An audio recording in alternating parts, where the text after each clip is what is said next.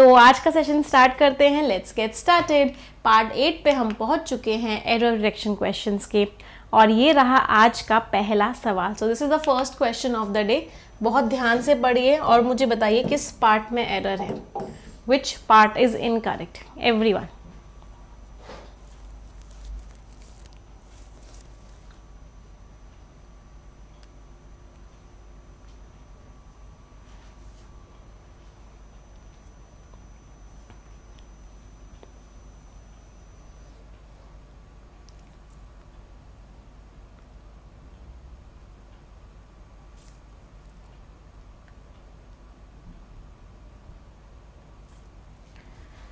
चलिए, the time is up, time over हो चुका है। देखते हैं इस क्वेश्चन को किस पार्ट में एरर है। दुख की बात क्या है? दुख की बात तो ये है कि इस सेंटेंस में कोई भी एरर नहीं है, लेकिन आप लोगों ने भर भर के एरर्स निकाल दी। किसी ने ए में, किसी में बी में, किसी ने सी में, किसी में डी में, जबकि कोई एरर इस क्वेश्चन में थी नहीं। बेचारा प्यारा सा, इनोसेंट सा, मासूम सा सेंटेंस था। टू अंडरस्टैंड, इस बात को समझने के लिए, what's wrong with these sentences, आपको अगर इस बात को समझना है कि इन सेंटेंसेज में क्या गलती है, एंड टू लर्न, और अगर आपको सीखना है how to write better ones, आप बेटर सेंटेंसेस कैसे लिख सकते हो, you need to take a moment. आपको थोड़ा सा समय निकालना होगा और आपको क्या करना पड़ेगा, ग्रामर सीखनी पड़ेगी। इस पूरे के पूरे सेंटेंस में कोई भी एरर नहीं था। सेंटेंस बिल्कुल पाक साफ था, as crystal clear as water था ये सेंटेंस। हाँ, बट आप लोग तो टैलेंटेड हो ना, नो एरर में भी एरर निकाल देते हो। क्या एरर था? सिंपल सा सेंटेंस था, सब जगह ऑथर ने बिल्कुल सही सही चीजें लिखी थी। चलो नेक्स्ट क्वेश्चन।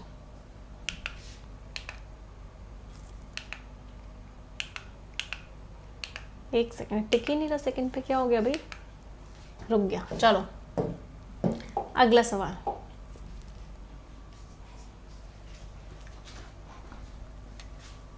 वंस में कोई गलती नहीं थी। वंस का मतलब था सेंटेंसेस।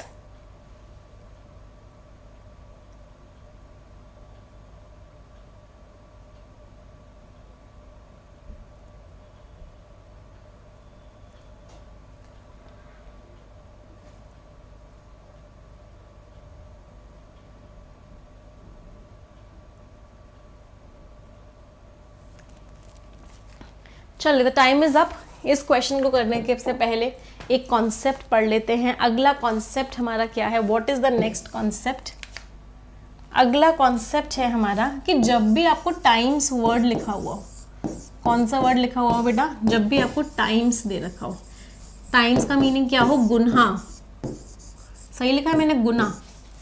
इतने गुना, 3 गुना, 4 गुना, 5 गुना, 6 गुना, 7 गुना, 8 गुना। तो जब भी आपके साथ में शब्द हो टाइम्स और इसका मीनिंग हो गुना, तो आप इसके साथ कभी भी कंपैरेटिव डिग्री का इस्तेमाल नहीं कर सकते, क्योंकि टाइम्स ने ऑटोमेटिकली कंपैरिजन कर दिया। तो हम कभी भी कंपैरेटिव डिग्री का इस्तेमाल नहीं कर सकते। मतलब हम harder, stronger, easier, more beautiful, better, इन सारे शब्दों का इस्तेमाल नहीं कर सकते। हमें क्या करना होता है? उस केस में हमें पॉजिटिव डिग्री लगानी होती है। पॉजिटिव डिग्री का मतलब क्या है? बेटर नहीं गुड आएगा, ईजियर नहीं ईजी आएगा, फास्टर नहीं फास्ट आएगा, हार्डर नहीं हार्ड आएगा। तो मतलब हम क्या लगाएंगे? हम पॉजिटिव डिग्री लगाएंगे। 120 rules of grammar. So the population of this town is, इस टाउन की जो पॉपुलेशन है इज अबाउट, कितनी है? 5 गुना है। तो लार्जर नहीं आएगा, क्या आएगा? As large as. 5 गुना है किससे? उस विलेज से। तो लार्जर देन वर्ड नहीं आएगा। तो आप क्या करोगे? The population of this town is about 5 times as large as that of the village which lies on its outskirts. वो विलेज जो इसके बाहर की तरफ है उससे कंपेयर करें तो इसकी जो पॉपुलेशन है वो उससे 5 गुना ज़्यादा है। सो विच पार्ट इज इनकरेक्ट? किस पार्ट में एरर हो गया? बी पार्ट में एरर है। कितने लोगों का सही निकला answer? I hope many of you. चलो आगे बढ़ते हैं। हाँ, आज मैं बाल कोम नहीं कर पाई, एक्चुअली कल हम कहीं गए थे तो मेरे घर के 2-3 जो कोम थे वो सब गाड़ी में चले गए, और अब गाड़ी आज है नहीं है, तो I don't have a comb at my house today. इस वजह से आज मैं बालों को नहीं कोम कर पाई और इस वजह से आप लोगों को थोड़ी सी अजीब लग रही होंगी। चलो अगला क्वेश्चन, और ये रहा टाइमर सभी के पास।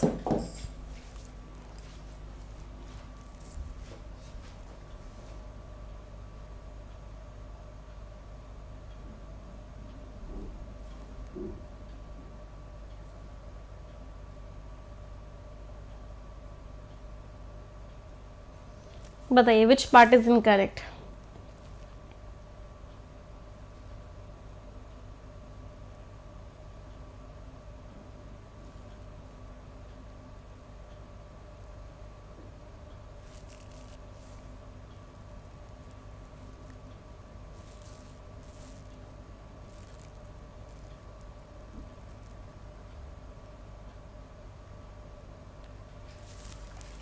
चलिए द टाइम इज अप। इस क्वेश्चन के लिए सबसे पहले एक कॉन्सेप्ट पढ़ लेते हैं, और कॉन्सेप्ट क्या है आज का।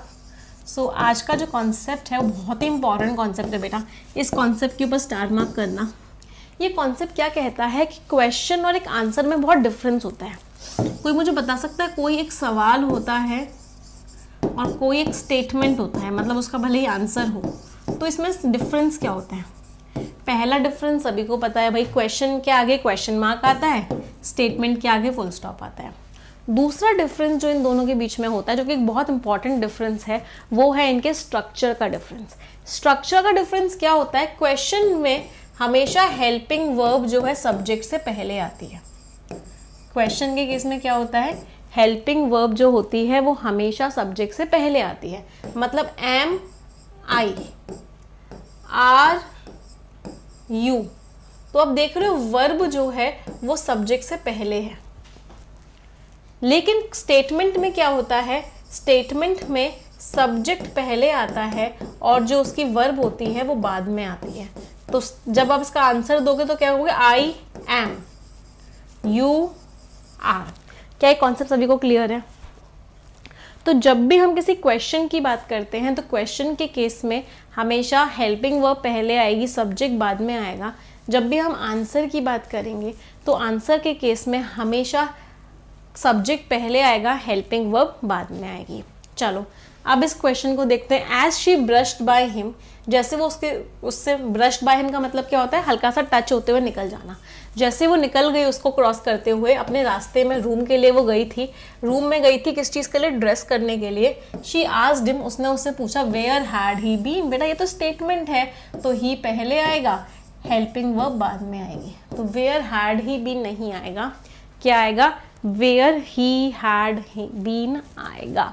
सो which part is incorrect, D part is incorrect. Had he been की जगह क्या आएगा, ही हैड बीन आएगा। कोई दिक्कत किसी को। अच्छा मुझे ड्रेस का पार्ट ऑफ स्पीच बता सकते हो यहाँ पे, वो क्या करने के लिए गई, ड्रेस करने के लिए गई। तो यहाँ पे ड्रेस नाउन नहीं है, यहाँ पे ड्रेस क्या है, टू के साथ ड्रेस लग रहा है, ये वर्ब है क्योंकि ये एक्शन दिखा रहा है। वो क्या करने गई, वो ड्रेस करने के लिए गई, अपने आप को रेडी करने के लिए गई। तो to dress, dress is what, dress is a verb over here. एक रिक्वेस्ट करूंगी, 1700 बच्चे हैं बट लाइक्स केवल 600 हैं, ऐसा क्यों। 1700 बच्चे हैं, 1700 लाइक्स भी होने चाहिए। सभी को रिक्वेस्ट करूंगी जल्दी से लाइक कर दो इस वीडियो को और शेयर कर दो। सभी लोग तुरंत के तुरंत शेयर करेंगे। चलो अगला क्वेश्चन,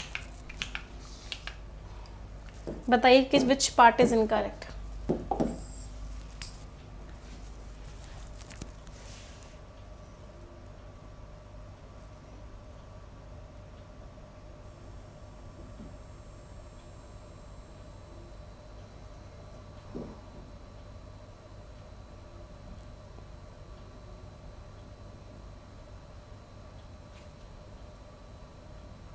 नहीं बेटा, टू के साथ वर्ब की फर्स्ट फॉर्म आती है, टू ड्रेस्ड नहीं आएगा, टू ड्रेस आएगा।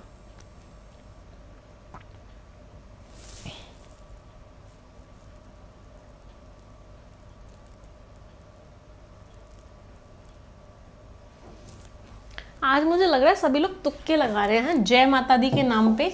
मैम जय माता दी सी, मैम जय माता दी डी, ऐसा कितने लोग कर रहे हैं भाई। तुक्के वुक्के नहीं लगाने, कॉन्सेप्ट को समझ के आंसर मार्क करना है। चलो बड़ा प्यारा कॉन्सेप्ट है अगला फिर से। तो अगला जो प्यारा कॉन्सेप्ट है वो क्या कहता है, अगला कॉन्सेप्ट कहता है कि जब भी हम ना हिंदी में क्या बोलते हैं, हम हिंदी में बोलते हैं कि मैं एग्ज़ाम देने जा रहा हूँ। है ना। हिंदी में कैसे बोलते हो, मैं पेपर देने जा रहा हूँ, मैं एग्ज़ाम देने जा रहा हूँ। इंग्लिश में उसका जस्ट उल्टा होता है। हमेशा याद रखना, इंग्लिश में क्या होता है, स्टूडेंट्स एग्ज़ाम लेने जाते हैं, देने नहीं जाते। तो students take an exam, teachers give an exam. Students क्या करते हैं, दे टेक एन एग्ज़ाम। जो टीचर्स होते हैं वो give an exam. Teachers give करते हैं एग्ज़ाम, स्टूडेंट्स लेते हैं एग्ज़ाम। तो हिंदी में भले ही बोलो मैं एग्ज़ाम देने जा रहा हूँ, लेकिन इंग्लिश में क्या बोलोगे, I am going to take the exam. क्या एक कॉन्सेप्ट क्लियर है? हिंदी में देना इज इंग्लिश में लेना। वाह, what a theory, isn't it.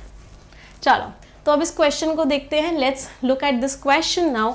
Most main stream universities in India, जो ज़्यादातर मेन यूनिवर्सिटीज़ हैं इंडिया में, वो अलाउ कर रही हैं बच्चों को, पर्टिकुलरली विमेन को और वर्किंग पीपल को, कि वो खुद से पढ़ें और यूनिवर्सिटी के एग्ज़ाम्स प्राइवेट कैंडिडेट्स की तरह दे दें। तो कोई भी स्टूडेंट होता है तो वो टेक करता है एग्ज़ाम, गिव नहीं करता, टीचर्स गिव करते हैं। सो विच पार्ट इज़ इनकरेक्ट? किस पार्ट में एरर हो गया? डी पार्ट में एरर हो गया। गिव की जगह क्या आएगा? गिव की जगह टेक आएगा। कोई दिक्कत किसी को? Any one, any problem?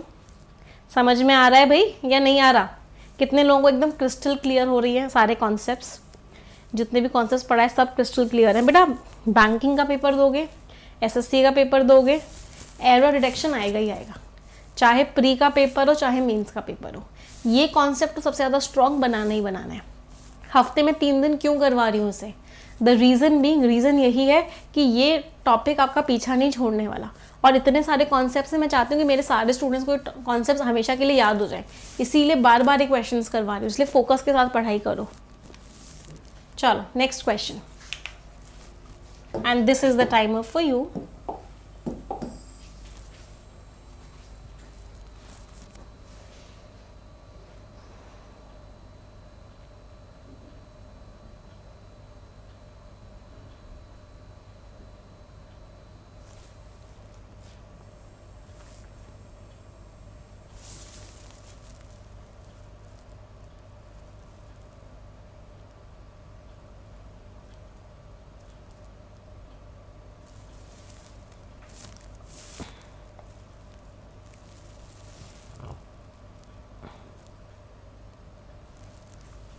हाँ जी, विच पार्ट इज इनकरेक्ट? किस पार्ट में एरर है?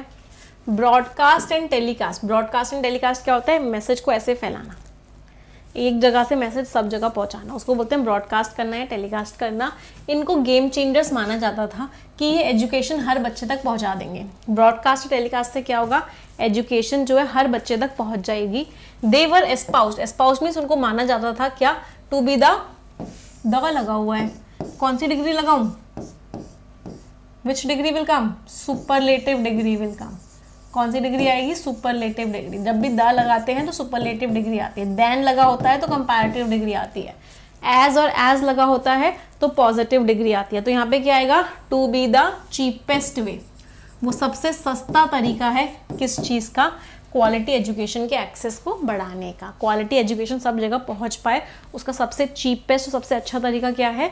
इस तरीके से क्लासेस को टेलीकास्ट करना। अब मैं दिल्ली में हूँ, आप लोग अलग अलग जगहों पे हैं, फिर भी आप ये सब क्लासेस से पढ़ पा रहे हैं। किसकी वजह से? ब्रॉडकास्टिंग एंड टेलीकास्टिंग की वजह से। कोई दिक्कत? चलो नेक्स्ट क्वेश्चन, और ये रहा टाइमर सभी के पास।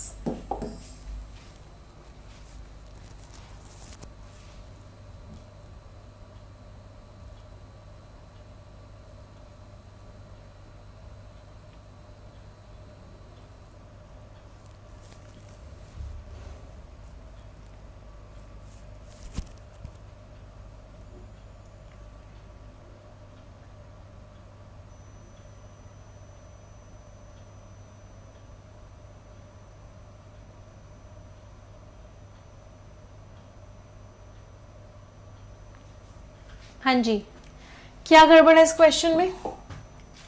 Technology enabled and mediated digital learning. जो अब डिजिटल लर्निंग हो रही है, जो टेक्नोलॉजी की हेल्प से हो रही है, इन चीज़ों के बीच में आने से हो रही है, इस प्रोजेक्टेड, इसको हम हायर एजुकेशन का फ्यूचर मान रहे हैं। टेक्नोलॉजी से अब जो पढ़ाई होगी ये क्या होगा, हायर एजुकेशन का फ्यूचर होगा। सच लर्निंग इज, ऐसी लर्निंग इज, देखो लर्निंग नाउन है,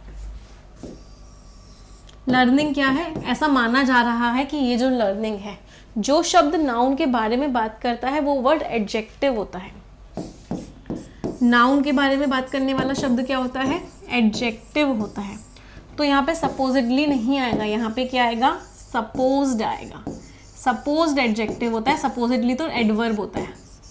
तो क्या मान रहे हैं, ये जो लर्निंग है इसको हम सपोज कर रहे हैं क्या, कि इससे क्या होगा, face to face formal education खत्म हो जाएगी। जो फेस टू फेस वाली एजुकेशन है वो क्या होगी, खत्म हो जाएगी। या फिर आप इसको ऐसे भी समझ सकते हो, इनफैक्ट ये एडजेक्टिव भी नहीं यूज होगा, ये ना पैसिव वॉइस है। ये क्या है, पैसिव वॉइस है। लर्निंग को सपोज किया जाता है, इसको माना जाता है। जब कोई काम किसी के द्वारा किया जाता है तो पैसिव वॉइस होता है। तो यहाँ पे वर्ब की थर्ड फॉर्म आएगी, वर्ब की थर्ड फॉर्म आएगी, मतलब क्या आएगा, सपोज्ड आएगा। सच लर्निंग इज सपोज्ड, इस लर्निंग को क्या माना जाता है कि इससे क्या होगा, face to face formal education खत्म हो जाएगी। कोई दिक्कत किसी को? So which part is incorrect, C part is incorrect. Ma'am यहाँ पे आर क्यों नहीं आया, क्यों आर आएगा बेटा, learning is the subject. Subject क्या है, लर्निंग है, सिंगुलर है या जेरेंड है, V1 प्लस ING नाउन की तरह इस्तेमाल हो रहा है, तो इस आएगा, आर नहीं आएगा। ये तो एडजेक्टिव्स हैं, एडजेक्टिव के ऊपर थोड़ी ना आता है, ये एडजेक्टिव है, ये कोई दो नाउन थोड़ी ना है जो एंड से कनेक्टेड है, नहीं, वर्ब नाउन के हिसाब से आती है, नाउन एक ही है यहाँ पे, लर्निंग। तो क्या आएगा, इज आएगा, आर नहीं आएगा। क्लियर सभी को? चलो next question, timer for you.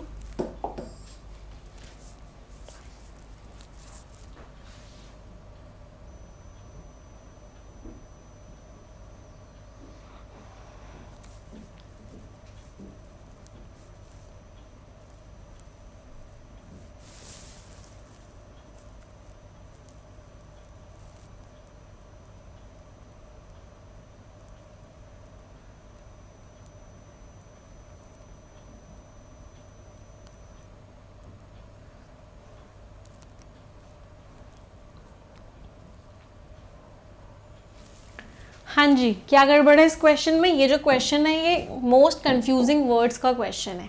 3 शब्द होते हैं, एक होता है एंश्योर,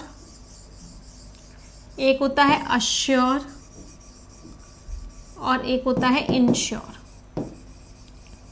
एंश्योर का मीनिंग होता है किसी चीज़ की गारंटी लेना। आप गारंटी लेते हो, आप चेक करोगे वो चीज़ हो रही है या नहीं हो रही है।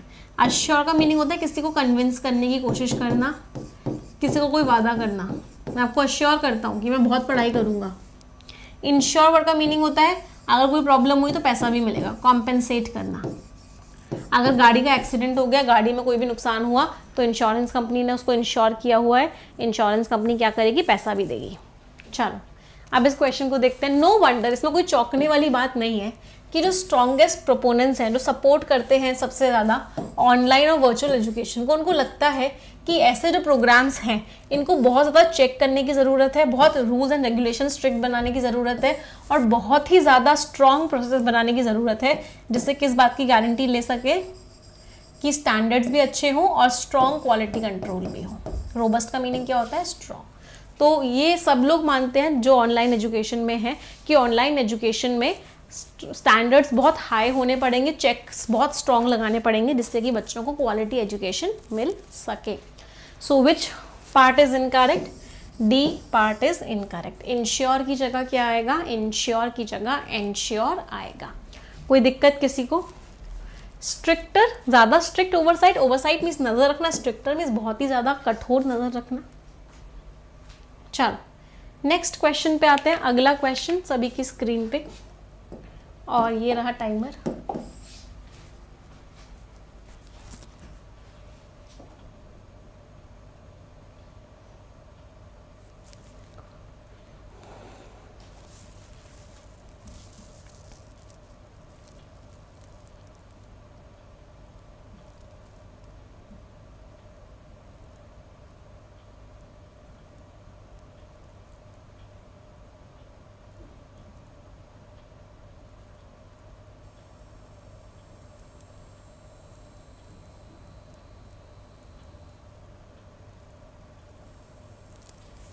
हाँ जी, टाइम इज अप। अब ये कॉन्सेप्ट और भी बड़ा प्यारा कॉन्सेप्ट है। ये कॉन्सेप्ट क्या कहता है, इस कॉन्सेप्ट को बेटा ध्यान से समझना, नहीं समझ में आया तो 2 बार पूछ लेना, बट ये कॉन्सेप्ट है बहुत इंपॉर्टेंट।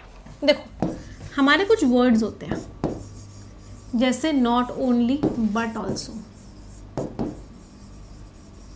जैसे ईदर और, जैसे नीदर नॉर। तो हमारे ये जो वर्ड्स होते हैं ये पैरेलल स्ट्रक्चर्स फॉलो करते हैं। इसका मतलब क्या होता है मैडम कि पैरेलल स्ट्रक्चर्स क्या होता है? पैरेलल स्ट्रक्चर्स का मतलब होता है कि जो सेंटेंस का स्ट्रक्चर इसके बाद होगा वही सेंटेंस का स्ट्रक्चर इसके बाद भी होगा। मतलब जितनी वैल्यू इसकी है उतनी वैल्यू इसकी भी है। तो जो सेंटेंस का स्ट्रक्चर इसके बाद आएगा वही सेंटेंस का स्ट्रक्चर इसके बाद भी आएगा। और अगर कुछ चीज़ इनसे पहले आती है तो वो दोनों के लिए कॉमन होती है। अगर कोई चीज़ इससे पहले आती है तो वो क्या होती है? दोनों के लिए कॉमन होती है। फॉर एग्जाम्पल, इसको सेंटेंस से समझते हैं, ऐसे समझ में नहीं आएगा। मैंने एक सेंटेंस लिखा, Ram speaks not only Hindi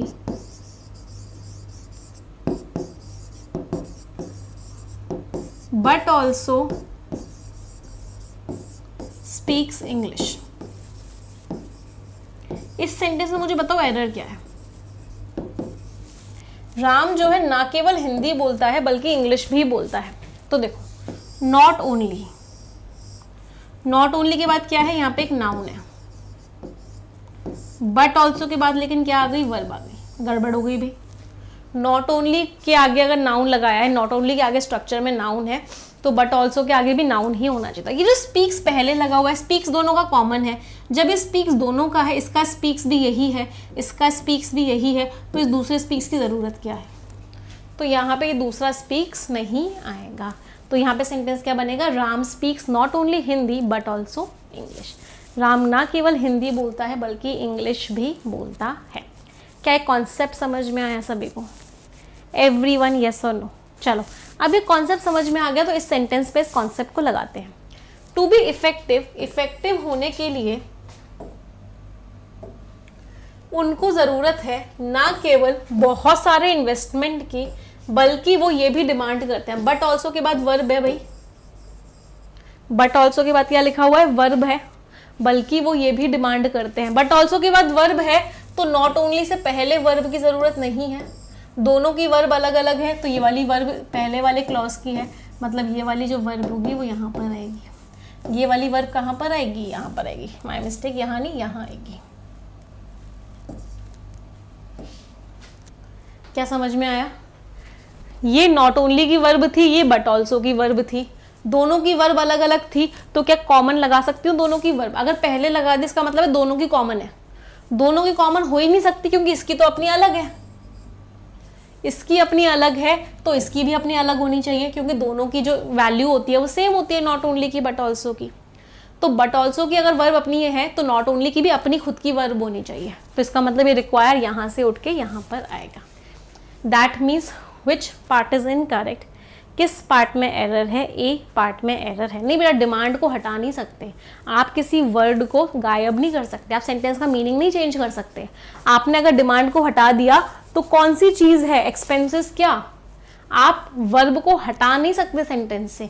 आप सेंटेंस का मीनिंग बदलने का हक नहीं रखते हो। ऑथर ने गलती करी है ग्रामर में, ऑथर का मीनिंग बदल नहीं सकते आप। क्या सभी को क्लियर है? तो क्या हुआ? इफेक्टिव होने के लिए ना केवल उनको बहुत ज़्यादा पैसा इंफ्रास्ट्रक्चर में लगाना पड़ेगा, बल्कि उनको बहुत सारे एक्सपेंसेस करने होंगे कंटेंट डेवलपमेंट में भी, और उनको लगातार अपडेट करने में और अपग्रेड करने में। So which part is incorrect? A part is incorrect. Significantly क्यों आया बेटा? ये एडजेक्टिव है, एडजेक्टिव के बारे में जो वर्ड बताता है वो एडवर्ब होता है, इसलिए सिग्निफिकेंटली आया। क्लियर सभी को? सिग्निफिकेंट नहीं आएगा बेटा, एडजेक्टिव नहीं आएगा। एडजेक्टिव के बारे में जो शब्द बताता है वो एडवर्ब होता है। चलो अगला क्वेश्चन, टाइमर फॉर यू।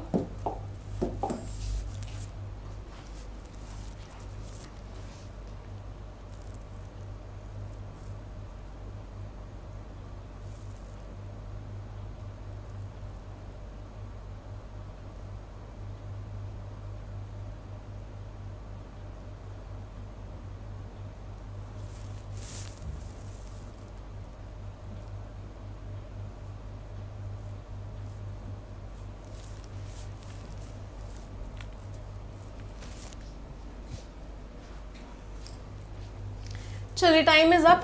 कुछ एमएसएमईज ऐसी हैं जो हाईएस्ट इंडस्ट्री स्टैंडर्ड्स पे ऑपरेट करती हैं। ज़्यादातर एमएसएमईज जो है आज के स्टैंडर्ड्स को मीट नहीं करती हैं। इसके ऊपर के, इसके ऊपर के, इसके ऊपर के। हाय रब्बा, फिर से गलती निकाल दी है। कोई एरर था ही नहीं इसमें, no error in this question. But आप लोग तो माहिर हैं गलती निकालने में भी, नो एरर के क्वेश्चन में कोई मिस्टेक दूर दूर तक नहीं थी इस क्वेश्चन में। Answer was option number E, no error. Highest के साथ मोस्ट नहीं यूज़ कर सकते। हाँ, तो मोस्ट कहाँ यूज़ हुआ है हाईएस्ट के साथ? ये हाईएस्ट इंडस्ट्री स्टैंडर्ड्स है और ये मोस्ट कंपनीज के लिए लगा है। वेरी गुड, मतलब बेचारे इनोसेंट से सेंटेंस में आप लोग गलतियाँ निकाल ही देते हो। तो इस सेंटेंस में कोई भी एरर नहीं है। अच्छा, सभी को पता है जितने भी बच्चे कमेंट करते हैं उनमें से कुछ बच्चों को सिलेक्ट करते हैं और उन बच्चों को बुक्स भेजी जाती है। तो पहले तो मैं आज के होमवर्क क्वेश्चन के बारे में आपको बताती हूँ। आज का होमवर्क क्वेश्चन यही है कि आपको एंश्योर, अश्योर और इंश्योर के बीच में डिफरेंस बताना है। इन तीनों शब्दों का मीनिंग बताना है। तो आज का होमवर्क क्वेश्चन है एंश्योर, अश्योर और इंश्योर के बीच में इनका आप मीनिंग बताएंगे। दूसरी इंपॉर्टेंट बात, जो पिछली क्लास के बच्चे हैं जिनको बुक्स भेजी जा रही हैं उन बच्चों का मैं नाम बता देती हूँ जिन बच्चों ने सही आंसर दिया था कमेंट में। Just give me a second, 2 minute रुको, नेट शायद थोड़ा सा स्लो चल रहा है। चलने दो, कोई बात नहीं। जब तक आगे की बात बता देती हूँ, लास्ट में उन बच्चों का नाम बताऊंगी जब तक ये लोड हो जाए।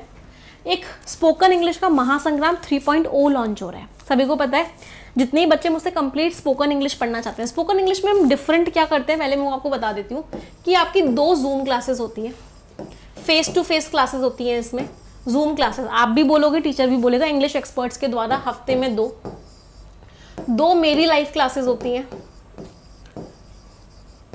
और हर दिन आपको हर हफ्ते आपको 2 वीडियोस मिलती हैं और एक दिन आपका क्विज होता है। तो हर हफ्ते ये चीज़ होती है। कैन यू इमेजिन अगर हर हफ्ते ये चीज़ हो और ऐसी चीज़ 3 महीने तक हो, तो ऐसी कोई चीज़ है जो आपको इंग्लिश में स्ट्रांग ना बना पाए? बिल्कुल नहीं। तो स्पोकन इंग्लिश का कोर्स हमारा ये सब देता है आपको 3 मंथ्स के लिए बैक टू बैक। अगर आप लेते हैं महासंग्राम 3.0 स्टार्ट हो चुका है निमिषा बंसल एप्लीकेशन पे। एक और इम्पॉर्टेंट चीज़ क्या है, क्योंकि नवरात्रि है आज और कल के लिए, इस पर हम 25% का डिस्काउंट दे रहे हैं। तो अगर कोई भी स्टूडेंट है जो स्पोकन इंग्लिश पढ़ना चाहता है मुझसे, कंप्लीट इंग्लिश पढ़ना चाहता है, ये जूम क्लासेस अटेंड करना चाहता है, लाइव क्लासेस अटेंड करना चाहता है, क्विज अटेंड करना चाहता है रेगुलरली, इसके बाद सर्टिफिकेशन कोर्स भी होता है, उसमें सर्टिफिकेट्स भी मिलते हैं, तो आप स्पोकन इंग्लिश का कोर्स ले सकते हो। 10 तारीख से स्टार्ट हो रहा है। ऑफर सिर्फ आज और कल का ही है, जिसमें आपको 6 अक्टूबर तक का ऑफर है, जिसमें आपको 25% डिस्काउंट मिलेगा कोड फेस्टिव लगा के। इस कोड को लिख लो, फेस्टिव। कोई डाउट हो, कोई क्वेरी हो स्पोकन कोर्स से रिलेटेड, तो इस नंबर पर व्हाट्सएप करके आप पूछ सकते हो। 9953592800 ये हमारा व्हाट्सएप नंबर है, इस पर आप कॉन्टैक्ट करके पूछ सकते हो। ठीक है, चलो अब मैं बता देती हूँ। हाँ, ओपन होगी क्लास। हाँ, विनर्स के नाम बता देती हूँ पिछली क्लास के, जिन्होंने सही आंसर्स दिए थे। तो पिछली अचीवर सीरीज़ की क्लास हुई थी, उसमें 2 बच्चे हैं जो विनर्स हैं। पहला है Anshika Shivhare and second is Abhishek Raikwar. ये दोनों बच्चे मुझे मेल करेंगे, एक स्क्रीनशॉट ज़रूर भेजना कि वो कमेंट आप ही ने किया था। टीम आपको कॉन्टैक्ट करेगी और आपको आपकी बुक्स दे देगी। ठीक है, चलिए तो आज का सेशन यहीं एंड करेंगे। इसका प्राइस 2000 रुपीज़ है। 2000 में 25% का डिस्काउंट हो जाएगा, तो लगभग 1500 रुपये का आपको पड़ेगा 3 मंथ्स का। ठीक है, चलो तो आज का सेशन यहीं एंड करते हैं। 3 सेंटेंसेस सभी लोग मिलके बोलेंगे, 1 2 3 एंड गो। इस टेलीग्राम चैनल को ज्वाइन कर लेना, इस पर आपको PDF मिल जाएगा। English is a very easy language. I am very good at English and I'll definitely get my dream job. Thank you everyone. Bye bye. Take care. Stay blessed and tata. कोई भी doubt हो तो इस number पे WhatsApp करके call करके पूछ लो, team आपको बता देगी। चलिए, ओके, बाय बाय एवरीवन।